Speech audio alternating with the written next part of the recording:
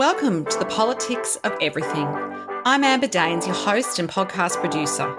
This is a half hour of power, a podcast dropping every week where I unpack the politics of everything, from money to motherhood, nutrition to narcissism, startups to secularism, the environment, quality, and much, much more.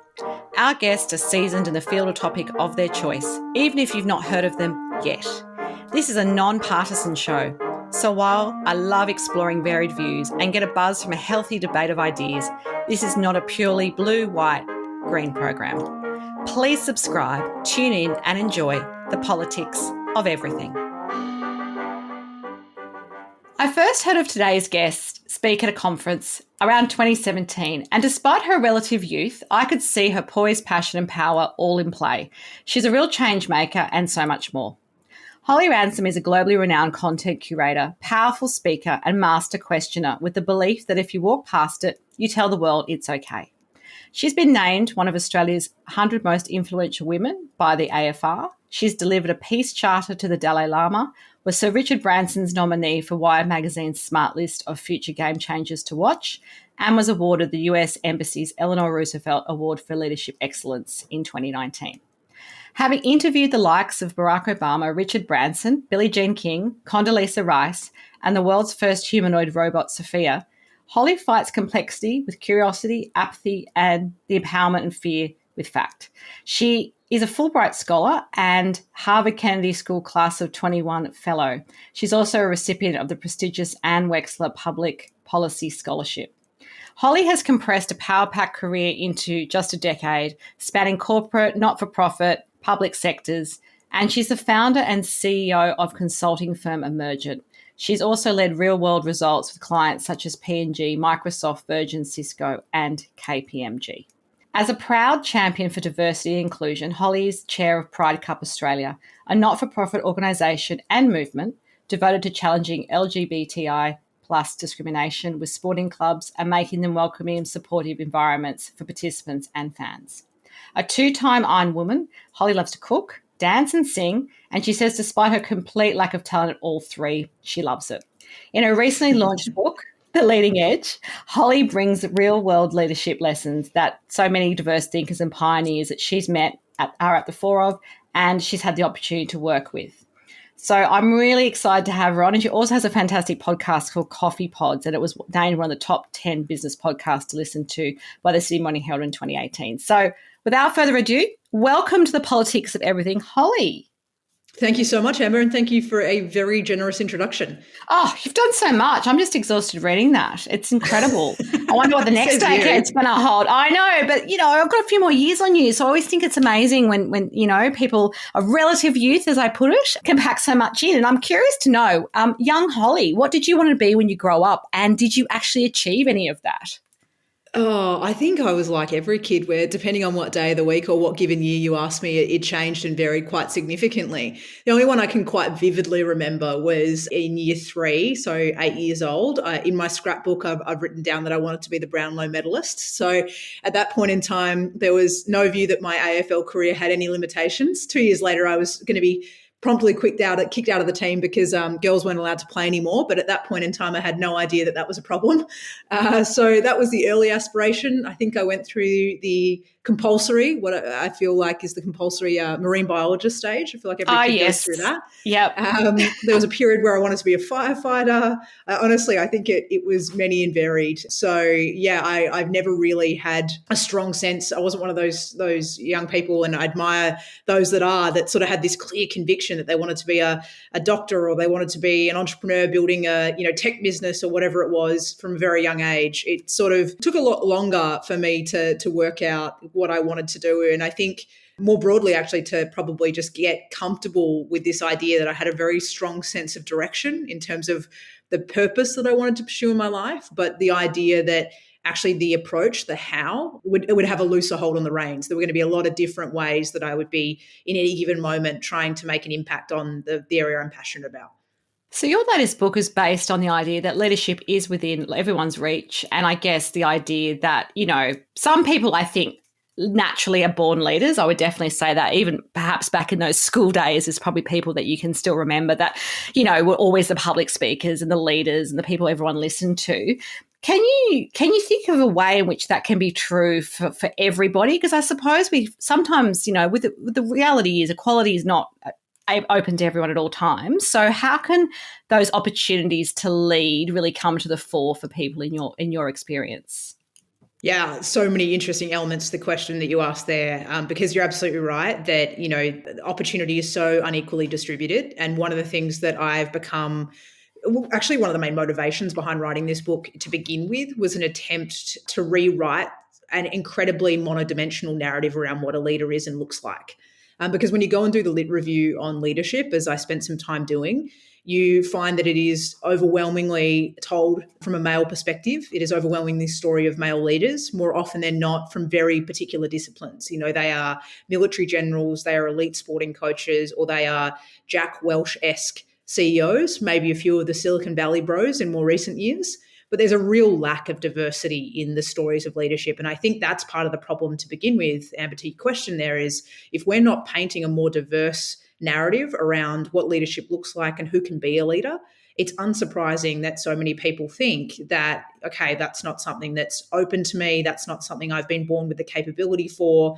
That's not something that can sit on my goal list as a part of how I want to make a contribution to this world. And I think that that's really problematic, because certainly the challenges that are ahead of us now need a far more diverse set of people pursuing an array of different responses to them. Let's think about climate change as just one example. There is no way that just that model of leadership as the story's been written is in any way proving capable of finding a solution to that challenge in front of us now. And we need community leaders, we need mayors of cities, we need leaders of companies, we need leaders of countries, we need you and me making decisions at a household level, you name it, that's going to be the change there. So I think you're absolutely right in that. I think part of the problem is the stories and the fact that a lot of people have never been told a story of leadership that says they can be a leader. We've got a big job to do in correcting that. Yeah. The second thing, to your point, is we need to democratize access to the tools and skills, because so often this stuff is behind a paywall or a network wall. The access to this, if you didn't go to the right school, or you're not at the right company that invests in this sort of stuff, or you don't have access and the opportunity to be able to attend the conferences, the seminars, what have you, you're right. More often than not, these skills and capabilities haven't been able to be put in your hands, haven't been able to be put in front of you in a way that you can pick them up and run with them and think about the application for your world. So part of what I'm passionate about off the back of writing the book is actually helping develop those tools and thinking about how we scale them, because I absolutely believe we need to democratize access to leadership development far more effectively than we've done to date if we're going to make real progress in the next generation. Yeah, definitely need to make it all a little bit less opaque, I think, for most of us who don't play in those worlds that you've described. Your manifesto is about 3 principles: mindset, method, and mastery. And you say that we can first lead ourselves and then others. And obviously you've had a really phenomenal and perhaps rare opportunity to interview some of the world's most well-known leaders, such as Condoleezza Rice, Barack Obama, and Malcolm Gladwell. How have their different change-making agendas influenced your own personal views or what makes someone a great leader and have that leading edge? Yeah, great question. And I think it's interesting when you go and meet people from such different walks of life, both to look at the difference. And part of what I think is beautiful in celebrating leadership is the many different shapes, sizes, forms it can take, and the importance of celebrating each and every one of those contributions. But the other thing that's always really interesting is the patterns that emerge. So what amongst all these people that have applied themselves in really different ways, obviously have very different reasons they believe they're on the planet and things that they're trying to do, what is it amongst them that is common, and are there any lessons that we can perhaps pick up and learn from that? And I think there are a couple when it comes to figures like the ones you've just mentioned, Barack Obama and Malcolm Gladwell, Richard Branson, people like that. One is that there's such a clear sense of purpose with every one of them. When you meet them, you're in absolutely no scary give a doubt as to what they believe in and what their why is. And there's something incredibly powerful about that sense of clarity on purpose. So it really strikes you that they've obviously done the work to get clear on what they believe in and what they believe is the contribution they're here to make. But I think the second thing that comes off the back of that probably is, with that clarity comes a real sense of groundedness. whenever you're stepping into leadership in any way, shape or form, whether it's thought leadership, whether it's active leadership of an organization or a community group, you name it, we're sort of naturally stepping into the arena where there's counter opinion and alternative views and different ways of doing things and, people who don't like change, who are going to put the noses out of joint of.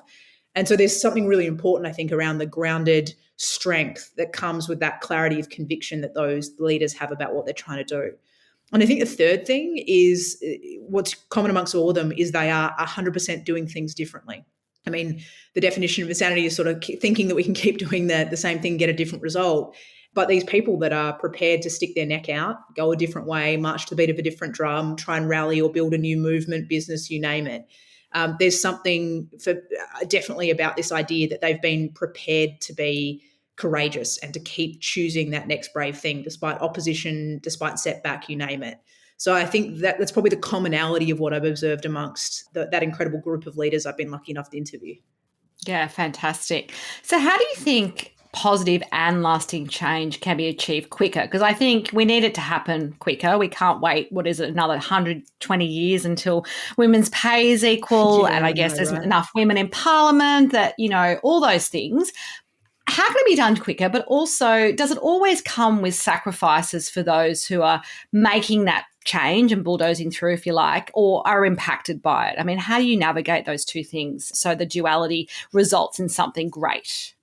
Yeah, two really powerful arms to that question. I'll take the first one first, which is that idea of how do we do it faster. I think one of the premises I've tried to provoke a little bit in the book is this idea that part of it comes with each and every one of us stepping into the arena in our own way and taking responsibility for the collective outcome.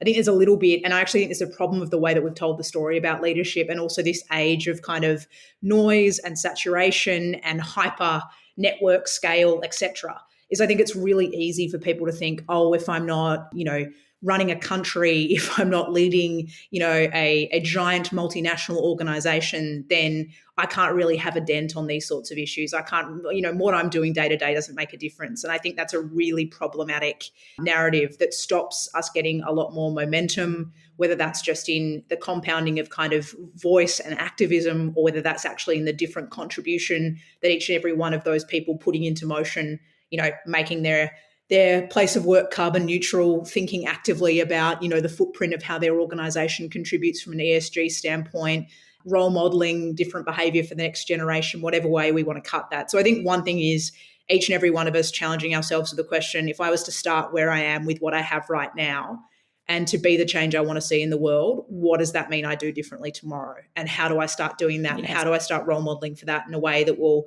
ripple out through my network, friends, family, etc., and build greater momentum, because we've all got a responsibility to be the change that we want to see. I think the second thing that comes with that is just that preparedness, and it kind of goes hand in hand with that idea of starting from where you are, but that idea of being prepared to experiment and try a little bit more. One of the ideas I talk about in the book is this notion of starting before we're ready. And I think one of the big challenges that we often find when it talks about doing anything new is that risk aversion that we can approach doing things differently with, and the idea that we're kind of waiting for everything to be ready and perfect. And I think, to your point, Amber, that we don't have the luxury of that. We can't afford to wait. I mean, look at the IPCC report that came out this week. Exactly. I know. Dire picture being painted, right? And if not now, when? I mean, that's the thing with 100%. that for climate change amongst a whole bunch of other things. And I think I guess the challenge is, and I'll probably just, heading towards 50 in a few years. I've seen lots of things come and go, I suppose, over my time. And the reality is, we have less women, for example, in Parliament, which is something I'm very passionate about, than we did during the peak of, say, the John Howard era, which would have been ultra-conservative in some ways. So those sorts of things make me think, gosh, how do you make it stick? How do you get the stickiness so that people go, this is the new normal and we are going to never go back as well? I think that's one of the challenges I face in the thinking around this.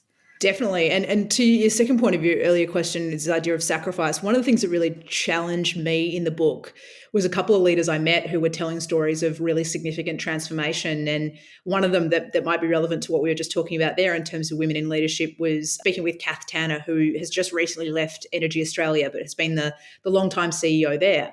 And the reason I wanted to interview Kath was because I knew she'd taken their organisation on a journey of pay equality. So a couple of years after coming into being CEO there, and she reflects in the way that she tells the story, like, I don't know why it took me 2 or 3 years of signing a workplace gender equality report that sort of signed off on our pay gap to actually pause and ask the question, hold on, why do we have a pay gap?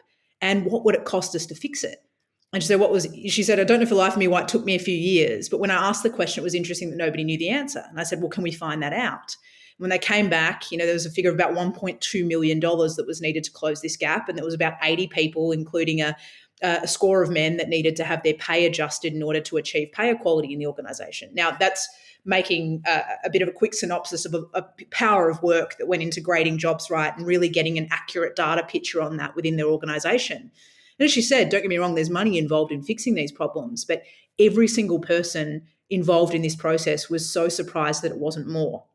And so sometimes I think part of it is we're not, necessarily sure the problem that we're solving or how big the problem is.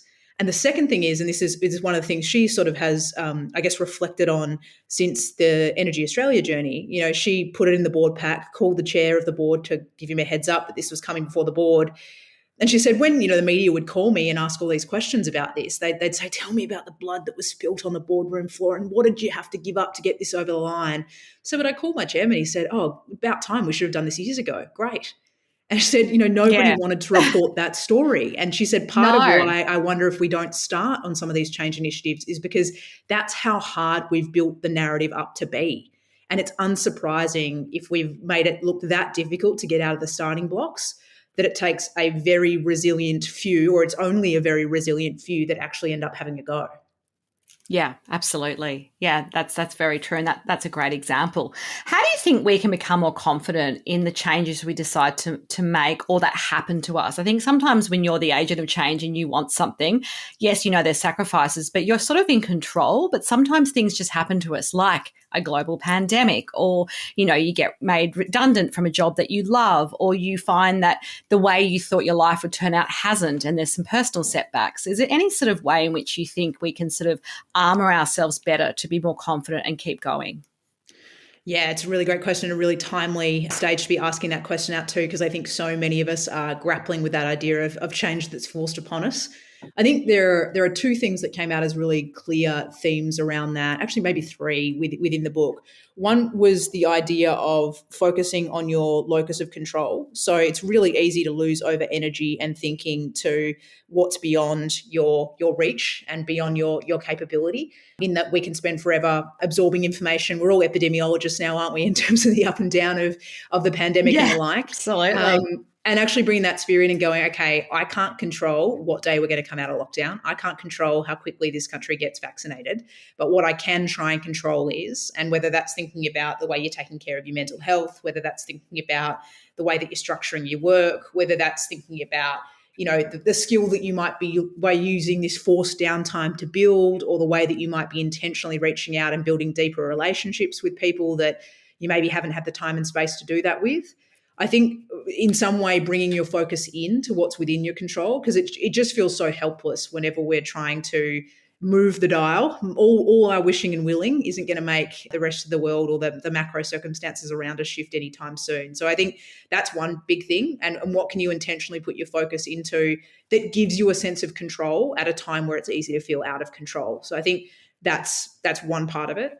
The second part is there's a lot of science, and it's something I've become personally a big proponent of too, which is this idea of managing energy and not time.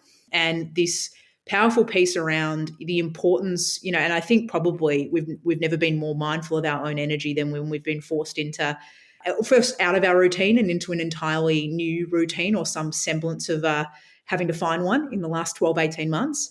But that notion of how do you, from an actually restorative wellbeing standpoint, be doing things that put you in the best energy state to be able to cope, to be able to respond, to be able to continue to make decisions from a place of strength versus a place of kind of sacrifice or limitation, which is very easy to do when we feel a little bit out of control. So do you have an example of that? Is that things like sleep and routine, or is it sort of something a little bit more nuanced than that? Yeah, so I think one of the things I recommend to people is doing like an energy audit. And so paying attention to what it is in your first two things, stages of the day where you're naturally more energized, and then thinking about how you match those moments of high energy to activity. So how do you make sure that in those higher energy states you're putting them to work on creative projects, or engaging with stakeholders that are really important relationships for you to be building, or doing your business development work versus sitting there on email or reconciling your expenses or something like that. That certainly doesn't deserve the best of your energy. The second thing is thinking about what energizes you and what drains you, and being really intentional in the way that you structure a day and week of making sure that stuff goes in first and foremost. So you're right. It could be, for some people, it's mindfulness, it's yoga, or it's meditation. For others, it's getting out for a walk or going for a run. For some people, it's journaling, or it's dancing around and singing and listening to music. Whatever that might be for you, making that a non-negotiable that's in the day versus something that's slotting in at the end if you've still got time. And the encouraging thing for those listening who are like, yeah, great, that sounds like a perfect utopia, I really don't have the bandwidth. I hear you on that. And one of the things I actually found most encouraging about the research in this space is this whole new world of micro breaks that scientists are becoming increasingly interested in, which is this idea of, to be meaningful, it doesn't have to be half an hour, 60 minutes. Part of the problem, I think, often is we're searching for these big chunks of time, which is a bit like the search for the silver bullet that never really arrives, right? Waiting for all the stars to align, and then 100%. I'll sign up for that Pilates class. Yeah, whereas it's never going to happen. Research is saying is actually it's as simple as getting up between your Zoom meetings and doing jumping jacks on the spot, or squats, or sitting down and doing 10 deep breaths. You can actually start to see a physiological change with that small an intervention. So finding ways of actually putting these small circuit breakers in, I think, can be really powerful through the process of actually helping you energetically respond to change. And the third thing I'll say on the change piece is I think it's a big part to do with the story that we tell ourselves. One of the big things of positive psychology is this notion of explanatory styles. So the way that we explain the goings on around us to ourselves in order to make meaning. Because as humans, we have to make meaning of everything that's going on around us. So being able to catch our unconscious narrative, we might be telling ourselves things like, I'm out of control, I'm so exhausted, this is not working, I'm a failure, all those sorts of language that will ultimately have a very profound impact on the way that we're responding, on the way that we're putting ourselves out there, and ultimately on our mental health state and our level of confidence, to your question, Amber. And so I think the idea of thinking about how do we interrupt ourselves and go, the story I am telling myself is, and the story I'm going to tell myself is. And that idea of growth mindset language. Okay, I didn't get that job, but I've learnt lessons, I can go again, and opportunities around the corner. That might not have worked, but I'm absolutely capable and determined to go again. And just thinking about how we can move from a narrative that doesn't serve us being able to respond to change to one that helps us be more resilient and more able to go again. I think that's another tool that you see a lot of leaders deploying, and a lot of work in psychology suggesting that it can be really valuable to leaders who are feeling stretched and strained and challenged by the crisis at the moment. Of course, and I think we could all use a bit of that magic dust at the moment.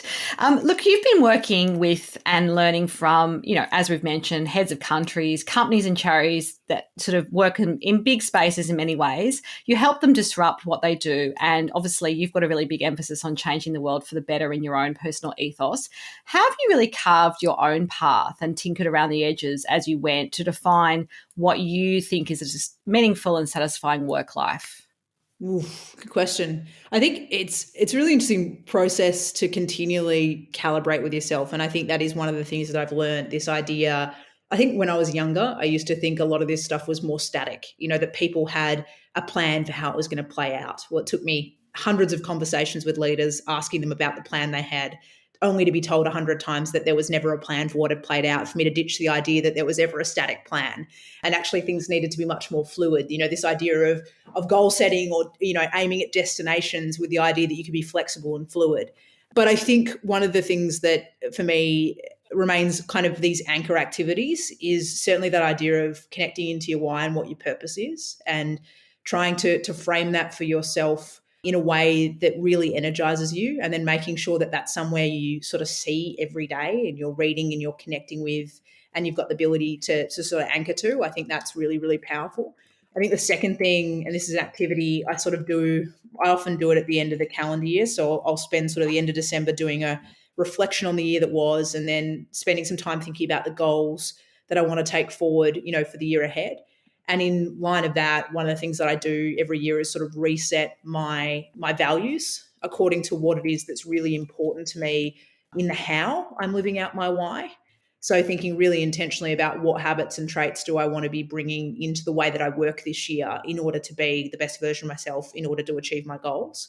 Now, I think the third bit is that idea of, okay, if that's the purpose that I'm aiming at, how is it that I'm pursuing this within any particular period of time? So that can be things like, 12-month goals, or, people are even working on shorter timelines than that right now, particularly in the sea of the pandemic. It's hard to plan 12 months out. So this month, what am I doing in order to pursue what it is that I'm trying to make an impact on?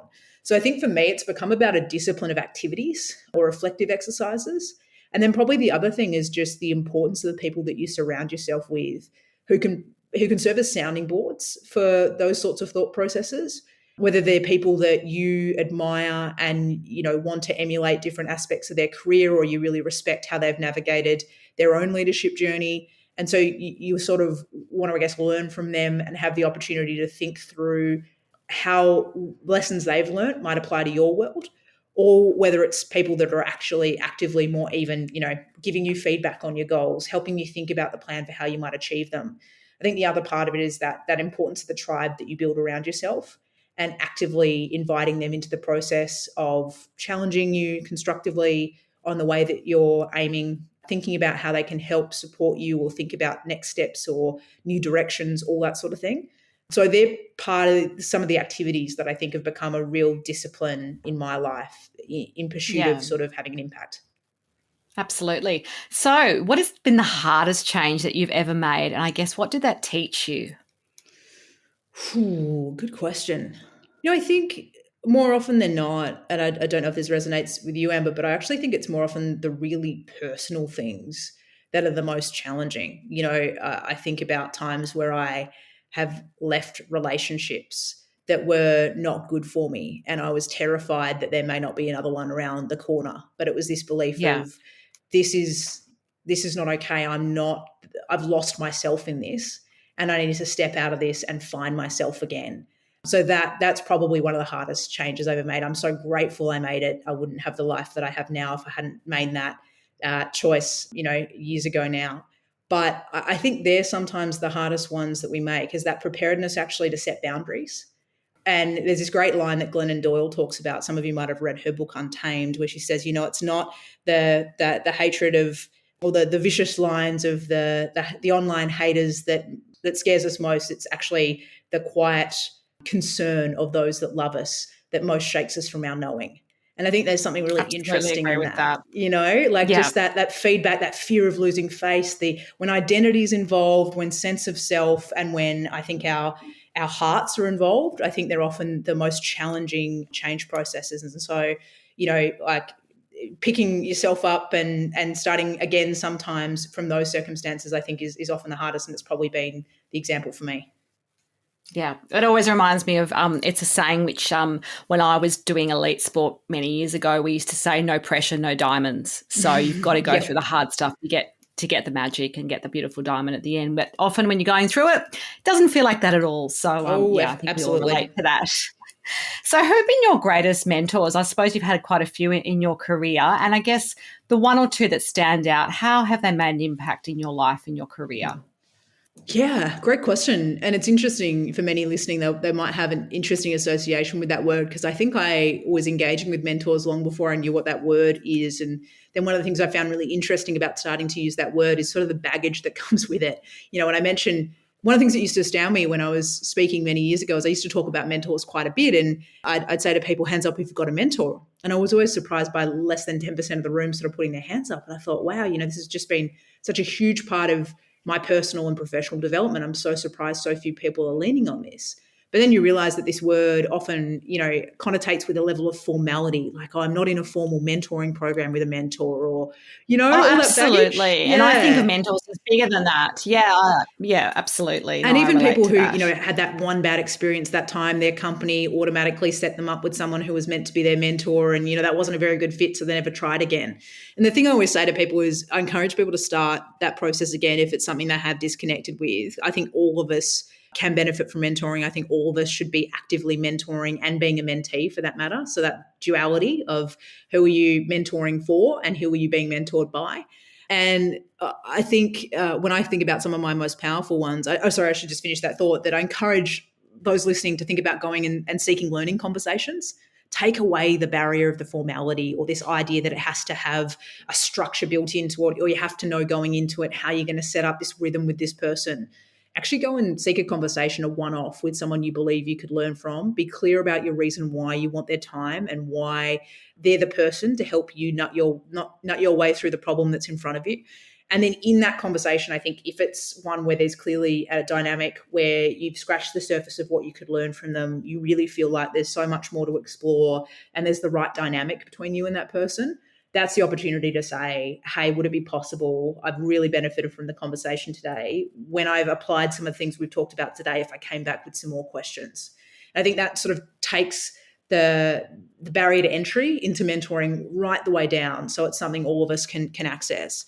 When it comes to my most influential, I mean, there's so many people I can put in this category. I think the one before I knew what the word was definitely Grandma. She's been my sort of most extraordinary leadership role model in the way that she just does not walk past things that are unacceptable. And also this incredible ability that she has. Doesn't matter who you are, whether you're the mayor, whether you're the person working on the checkout, whether you're the librarian, who you name it. Grandma is so good at making you feel as though you are the most important person on the planet, and the world is so lucky you are here and is so lucky that you are doing what you're doing. And I've always thought what an extraordinary gift to be able to give everyone you interact with, that they leave an interaction with you feeling taller.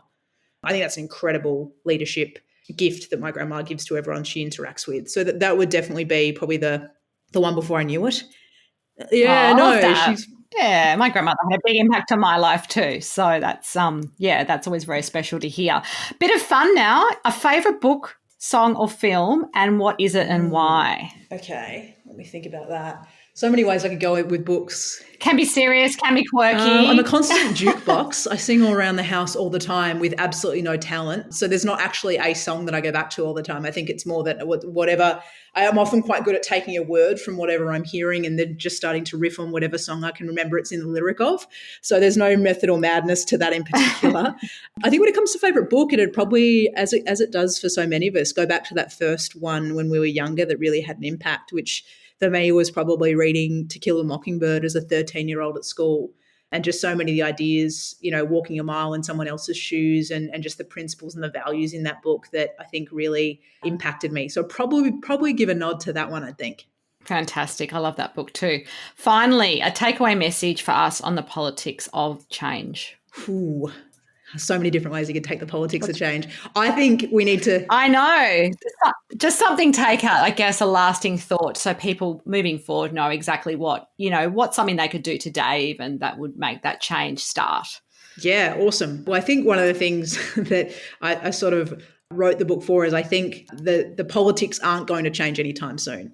And so versus waiting for leadership to come out of Canberra or to come out of wherever your public leaders might be residing, I think it's really important that we each challenge ourselves with what we talked about earlier, that notion of if you could start from where you are today and take one small step towards being the change that you want to see in the world, what would that be? And to ground that even further, one of the activities I talk about in the book that I encourage everyone to have a go at is if you've got a business card in front of you, or you can mock up this on your LinkedIn for those who business cards are a little bit old school for, take whatever your job title is written as and just put a line through it and write chief role model instead.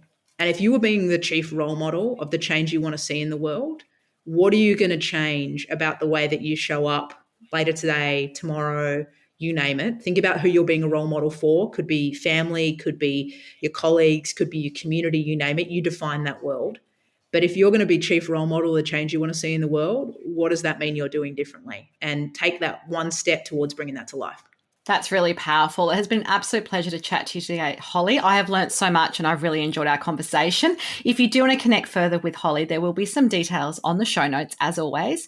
Take care until next time. Thanks so much for listening today. If you've enjoyed the politics of everything, I thrive on your feedback. So please add a short review and share the podcast with your network through Apple, Spotify, and all the usual suspects. I'm always on the hunt for new and diverse guests, so if you or someone you know has a fresh idea you're busting to get out there, please email me at amber@amberdanes.com and my crew will get back to you very soon.